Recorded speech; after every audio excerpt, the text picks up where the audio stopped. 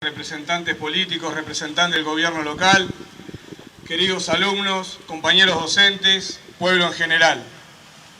Hoy, a 193 años del desembarco de los conjurados de la provincia oriental en Arenal Grande, nuestro país ha alcanzado un nivel de maduración y configuración de su identidad que nos obliga en este acto a reflexionar, no en clave de continuar forjando un mito fundante de la nación, de una nación que así lo necesitaba en sus orígenes, sino a través de una visión retrospectiva que contribuya a un necesario tributo de verdad. Los pueblos, al igual que las personas, se perciben en un primer momento desde una visión idealizada. Posteriormente se descubren falencias, pero con el tiempo se produce la síntesis que conlleva a la percepción de una realidad determinada. Y desde allí debemos comenzar a reconstruir ahora sobre la base de hechos reales para forjar una identidad que se asiente fuerte sobre raíces firmes. Ya lejos han quedado los tiempos de la necesaria adulteración de la historia para contribuir a la historia nacional. Nuestro país así ya lo ha forjado por la vía de los hechos, de todas las cosas que nos han tocado vivir como país. Es el momento entonces de dejar de lado las mentiras repetidas y reflexionar críticamente acerca de nuestro pasado. De esa historia que tuvo el puntapié inicial de Zorrilla de San Martín, allá por 1879 en pleno militarismo, donde a través de la leyenda patria se desargentiniza la provincia oriental y se crea el mito del Uruguay independiente, con Artigas incluido, negando el proyecto regional y latinoamericanista que profesó Artigas, deviniendo posteriormente en una provincia amputada. El desembarco de los conjurados se enmarca en un contexto de recuperación de esta provincia de la dominación luso-brasileña y la posterior unión a las demás provincias del Río de la Plata, que de acuerdo al Congreso de Tucumán de 1816 se denominaba ya Argentina. Meses después, en agosto, en la Florida, este anhelo quedará de manifiesto y lo establecerá así la segunda ley pronunciada, conocida como Ley de Unión. También se enmarca en la necesidad de saladeristas bonaerenses e ingleses de recuperar sus antiguas posesiones. Otro es el plan de resquebrajamiento del poder que el catolicismo europeo y español en este caso tenían en América, que se propuso la masonería, donde no es casual el nombre simbólico de 33 que adoptaron los cruzados, que tenían en su cabeza a tres connotados miembros: Lavalleja, Oribe y Zufiategui, y donde gran parte de los aportistas de la cruzada fueron también lojistas. No solo no fueron 33, sino que tampoco todos orientales. El grupo de cruzado tenía también entre sus integrantes a paraguayos, porteños, africanos, criados de Pantaleón Artigas y Manuel Oribe. No es clara la lista original de los revolucionarios que desembarcaron en Arenal Grande. Existen 17 listas, donde no se repiten algunos nombres y difieren otros. Coincidentemente, todas suman 33. Lo que se conoce como original data de 1830 y fue redactado por Manuel Oribe, certificado por Lavalleja, para que esos libertadores pudieran optar por premios decretados por la Asamblea del 14 de julio de 1830.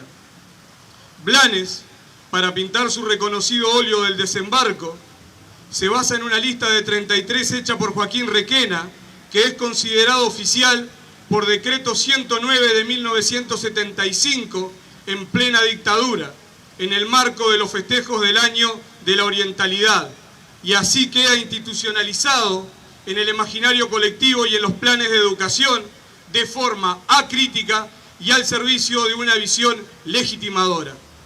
En el intento de tributo de veracidad de los hechos, debe hacerse un especial reconocimiento al papel de la mujer en la organización de la revuelta, eternamente desconocida en los hechos históricos, no solo de nuestro país. Las mujeres supieron forjar la historia de brazos remangados y cuerpo a cuerpo con los hombres. Heredera de las lanceras de Artigas supo ser Josefa Oribe, que contribuyó en la preparación de la cruzada, donde Buenos Aires apoyaba testimonialmente, pero había que conseguir los recursos y generar las condiciones, y esta tarea quedó a cargo de los rebeldes orientales. A Josefa se le debe la acción de convencer al batallón de sublevados pernambucanos que coincidieron con ella en los ideales republicanos de adherir a la causa, lo cual lo hacen remitiendo a Buenos Aires un acta de compromiso.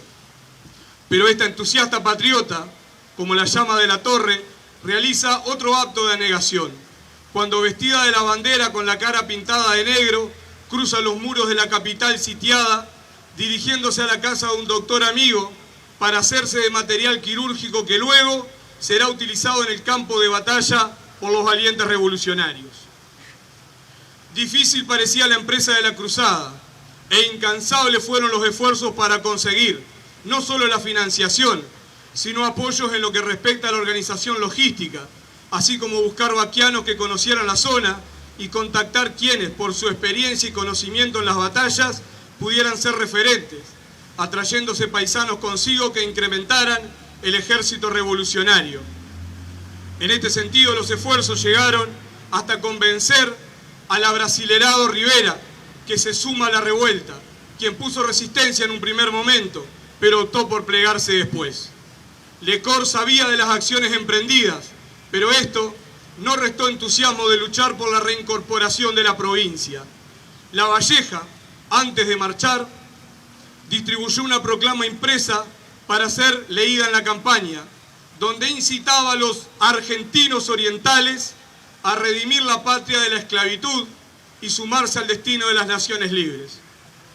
Los expedicionarios marcharon en 2 tandas, en fechas diferentes. Quienes lo hicieron primero se encargaron de dejar todo preparado para cuando el segundo grupo llegara y desde allí emprender la marcha que nos haría libre de la tiranía.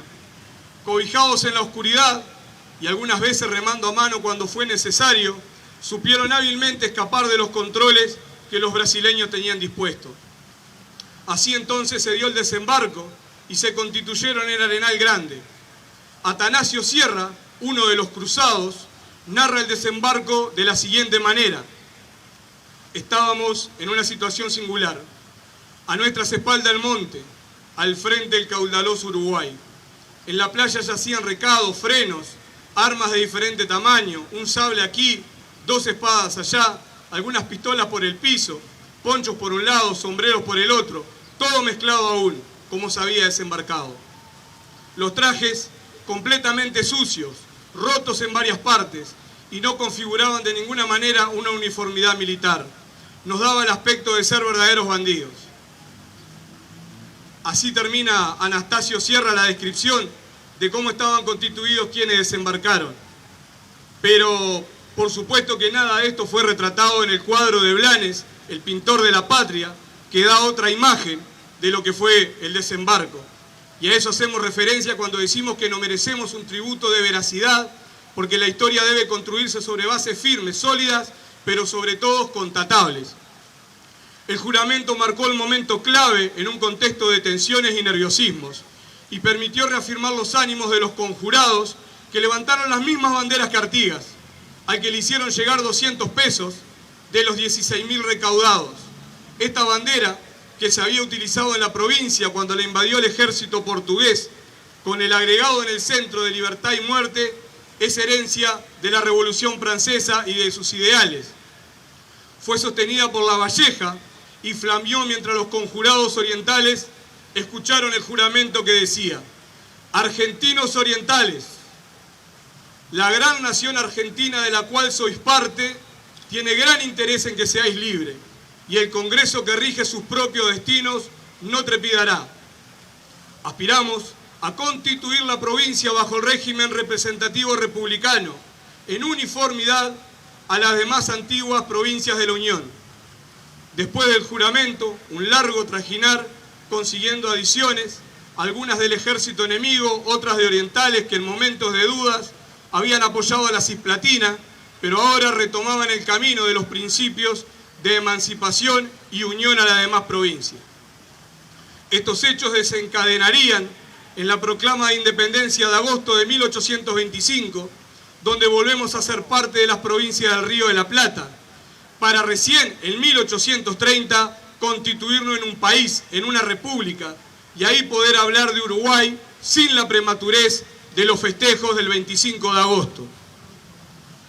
Podrá este discurso no basarse en una historia tradicional, que no es historia-ciencia, sino historia al servicio de determinados planes y objetivos.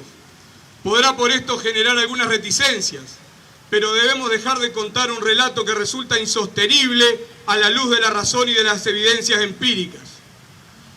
A menudo nos quejamos de que los jóvenes no se interesan por la historia, pero debemos pensar si no hemos contribuido por muchos años desde escuelas y liceos a generar en ellos una confusión que no les permita comprender la historia y así no sentir la causa como propia, ya que difícilmente puede alguien embanderarse con aquello que no comprende, porque una construcción sesgada, necesaria para otra época, los aleja de la veracidad y adultera el relato histórico.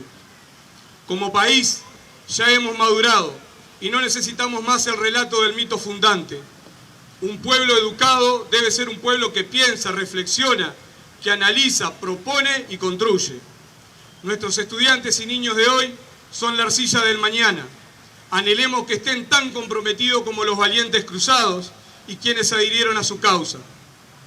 Que sembremos así raíces firmes en base a la identidad que hemos construido, enfrentándonos como país no a monarquías y a guerras, sino a nuestras propias acciones de momentos oscuros que nos tocó vivir, pero que hemos sabido salir y construir entre todos un legado de costumbres y principios, no expresados en proclamas rimbombantes, pero sí refrendados en el cotidiano vivir.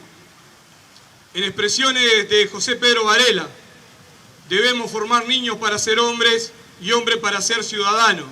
Y yo le agregaría, como libres pensadores fraternos y de pie y al orden para forjar el futuro que nos haga una mejor sociedad. Muchas gracias.